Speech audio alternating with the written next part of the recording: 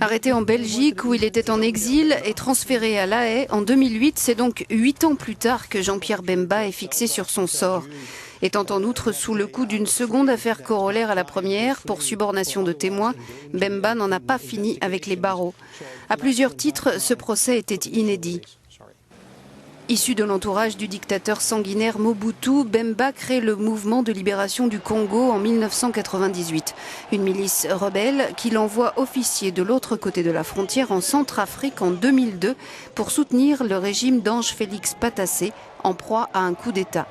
Et c'est cette période et ces circonstances-là qui étaient l'objet du procès.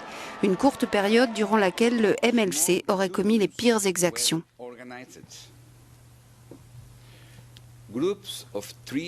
Des petits pelotons ont été créés, des groupes de 3 ou 4 soldats qui forçaient les maisons les unes après les autres.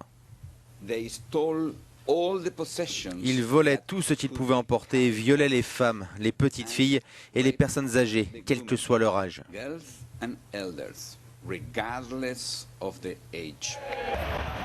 Ce qui est inédit, c'est que c'est la première fois dans l'histoire de la Cour pénale internationale qu'un commandant militaire est accusé de crimes commis par ses troupes dans un pays tiers. Car en Centrafrique, Bemba n'y était pas. Toute la stratégie de la défense a bien évidemment porté sur ce fait, tentant de démontrer qu'il ne savait pas ce qui s'y passait. Par ailleurs, ce verdict est également un signe fort de reconnaissance du viol comme arme de guerre.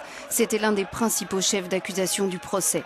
S'il avait été acquitté, Bemba, candidat au présidentiel en 2006, aurait sans doute tenté un retour sur la scène politique congolaise.